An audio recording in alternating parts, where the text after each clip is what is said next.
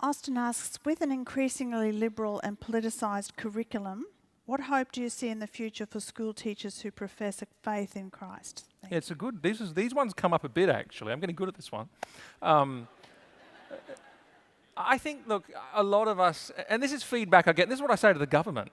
The number one thing I get, and a lot of the times I do meet and greet with slightly smaller audiences, and we talk to people and everything. And the thing that I get all the time is people saying, "I'm under pressure at work." They say, we've got this diversity training workshop, we've got this rainbow signature thing going on, we've got this, we've got that, we've got this, and I'm worried I'm going to get to a point where I can't in good conscience do something. Or that someone's going to ask me a pointed question, or I'm going to be asked to step into some area that I'm not comfortable with. And the pressure, and there's some professions worse than others. School teaching is one. I've spoken to a couple of psychologists and youth counsellors who are in the same situation.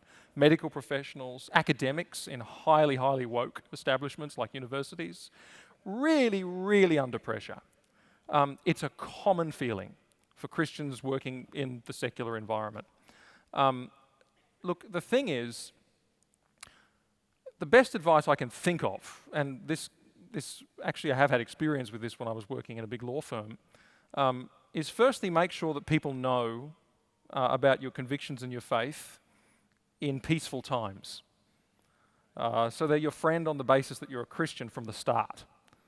So just to reduce the likelihood that this all comes to a head in a conflict scenario. But also it's a good witness, it's what you ought to do, we're salt and light, right? The second thing is, all of us know, I don't think anyone should, you might be made to walk the plank, but you shouldn't jump until you're pushed.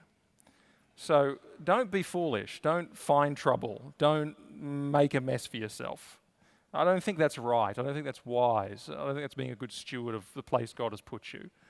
But I think we all know when we have a day or a moment where we're called on to make a choice, or where we're put under pressure. And all I can say is, dare to be a Daniel. You can't plan your future better than God can. All you can do is do the right thing today and say, God's got tomorrow. Now, it's interesting, Daniel started his whole career that way when he was at the university in the king's household, one of the special young fellas, And, you'd be like, keep your head down, play the politics, man, don't stick out too early, all this kind of stuff. And that's what he could have and should have and would have done if he wasn't bound, if he didn't feel that he had to serve God. And he made a decision right from the start. He thought, when my day of testing comes, I'm going to stand firm. And he had to do it multiple times. Now, did that compromise his career? Did that compromise his future? Certainly didn't. God had the rest. And I've had an ugly experience in the law world. And it's amazing. Well, in the long term, it didn't matter. At the time, it felt terrible. But in the long term, it didn't matter. And I think that's the best advice for a young person. You can't plan your future better than God can, so leave it in His hands. Honour Him first, and then watch for Him to take care of the rest. There's many people with testimonies that will tell you that that is how life works. And increasingly, in a cancel culture age, increasingly in an age of pressure, we're going to be more reliant on God and less on ourselves, and that's not a bad thing.